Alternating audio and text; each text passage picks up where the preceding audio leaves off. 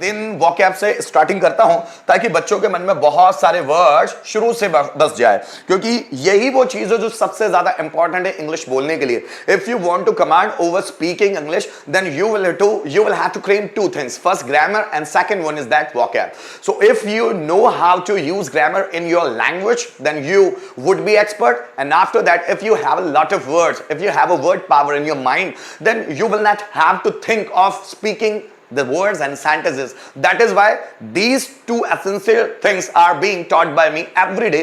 So class की शुरुआत ही होगी vocabulary से। होली vocabulary मतलब अब होली होती है ना दोस्तों, होली, अब थोड़ा सा ये ध्यान दीजिएगा, HOLI, होली।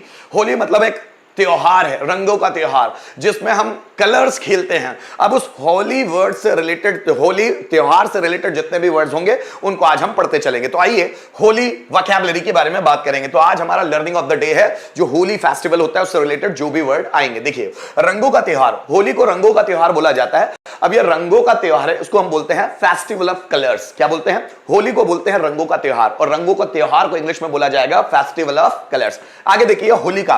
अब आप होली के दिन जो होलिका दहन के लिए होलिका बनाते हो, मतलब लकड़ियों का जो आप बंच तैयार कर देते हो जलाने के लिए, उस होलिका को इंग्लिश में बोलते हैं बोन फायर। तो होलिका को क्या बोलेंगे इंग्लिश में? Bone fire. नेक्स्ट वर्ड है होलिका जलाना। अब अगर होलिका को जला रहे हैं तो उसके लिए जलाने के लिए वर्ब बर्न नहीं होता, वहां पर होता है लाइट। क्या होता है? लाइट। लाइट का मतलब होता है जलाना। नेक्स्ट वर्ड है परिक्रमा करता, परिक्रमा करना। अब देखिएगा, बहुत सारे लोग होते हैं होलिका दहन से पहले होली को नैवेद्य चढ़ाते हैं, होली की पूजा करते हैं और उसकी परिक्रमा करते हैं। अब परिक्रमा करने को इंग्लिश में बोला जाता है रिवॉल्व। क्या बोला जाता है? रिवॉल्व। जैसे पृथ्वी सूर्य के चारों ओर परिक्रमा करती है, the earth revolves around the sun. तो रिवॉल्व मतलब परिक्रमा करना। जैसे हम लोग भी मंदिर वगैरह घूमने जाते हैं तो मंदिर की परिक्रमा करते हैं, उसको हम बोलते हैं रिवॉल्व। नेक्स्ट, होली खेलना।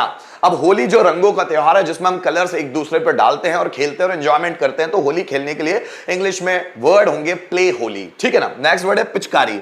अब पिचकारी जिसमें कलर भरकर एक दूसरे के ऊपर स्प्रिंकल किया जाता है, एक दूसरे के ऊपर छीटा जाता है, एक दूसरे को भिगोया जाता है, एक दूसरे के ऊपर स्प्रे किया जाता है। तो पिचकारी को इंग्लिश में क्या बोलते हैं? पिचकारी को इंग्लिश में बोलते हैं वाटर गन। क्या बोलेंगे? या तो वाटर गन या फिर squirt gun. Squirt gun, water gun या स्क्वर्ट गन, वाटर गन या स्क्वर्ट गन मतलब पिचकारी। आइए आगे समझते हैं। पिचकारी मारना। अब सपोज पिचकारी में हम लोगों ने पानी भर लिया है, अब पिचकारी को किसी के ऊपर मारना है। So what will be the verb for this? पिचकारी मारना। पिचकारी मारने के लिए वर्ब होगा स्क्वर्ट। क्या होगा? स्क्वर्ट। क्या पढ़ेंगे? Pronunciation squirt. प्रोनाउंसिएशन पर भी ध्यान दिया करें कि किस वर्ड को कैसे पढ़ा जा रहा है, स्क्वर्ट। ठीक, नेक्स्ट देखिए, पिचकारी भरना। अब पिचकारी को भरना है कलर से तो उसको बोलते हैं फील द वाटर गन। क्या बोलते हैं? Feel the water gun. Next word देखिए गुलाल। अब क्या होता है होली में, बहुत बच्चे तो पिचकारी से खेल लेते हैं, कलर से खेल लेते हैं, लेकिन बड़े बड़े लोग क्या करते हैं, वो अपने हाथों में गुलाल लेकर एक दूसरे को टीका लगाएंगे, एक दूसरे के गालों पर गुलाल लगा लेंगे। तो गुलाल को क्या बोलते हैं? गुलाल को इंग्लिश में बोलते हैं हम कलर पाउडर। क्या बोलते हैं? Colour powder. नेक्स्ट है कच्चा रंग। कच्चा रंग को इंग्लिश में बोलते हैं सॉफ्ट कलर। अब ऐसे कलर होते हैं जिनको लगाओ, नहा लो तो कलर निकल जाते हैं, कच्चे कलर, जिसको हम इंग्लिश में बोलते हैं सॉफ्ट कलर। और कुछ आते हैं पक्का कलर। पक्का कलर मतलब लगा लिया तो नहाने के बाद भी फिर घासलेट से और दूसरे जतनों से उसको निकालना पड़ता है, निकलता नहीं पक्के कलर। तो पक्के कलर को इंग्लिश में क्या बोलते हैं? या तो आप बोलेंगे फास्ट कलर, या आप बोलेंगे स्ट्रॉन्ग कलर, या आप बोलेंगे सॉलिड कलर। तीनों में से कोई भी नाम आप दे दीजिएगा। पक्का कलर मतलब क्या होता है? या तो फास्ट कलर बोला जाएगा, या स्ट्रॉन्ग कलर बोला जाएगा, या फिर बोला जाएगा सॉलिड कलर। कच्चे कलर को क्या बोलते हैं? Soft colour. वोकैब याद करते चलिएगा मेरे बच्चों, बहुत फायदा देती है ये चीजें। चलिए आगे बढ़ते हैं।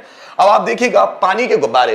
अब होली में होता है ना, पानी के गुब्बारे भर भर के एक दूसरे पर फेंका जाता है। सो पानी के गुब्बारों को बोला जाता है या तो वाटर बलून्स। क्या बोलते हैं? Water balloons. या बोलेंगे वाटर बॉम्ब्स। वाटर बलून्स या फिर वाटर बॉम्ब्स मतलब पानी के गुब्बारे। नेक्स्ट वर्ड है कंडा या उपला। अब आप देखिएगा होलिका में कंडे या उपले रखे जाते हैं और होलिका का दहन भी कंडे या उपलों के साथ ही किया जाता है। तो कंडे या उपलों को क्या बोलते हैं? कंडा या उपला ये गोबर से बने हुए होते हैं, और गोबर को इंग्लिश में कहा जाता है डंग। DUNG, डंग मतलब गोबर। और उससे बने हुए जो कंडे या उपले होते हैं उसको बोला जाता है डंग केक या काऊ डंग केक। चलो ठीक है आगे। राख। अब होलिका जब जल जाती है तो पूरी राख ही राख हर ओर हो जाती है, तो राख को इंग्लिश में बोलते हैं ऐश।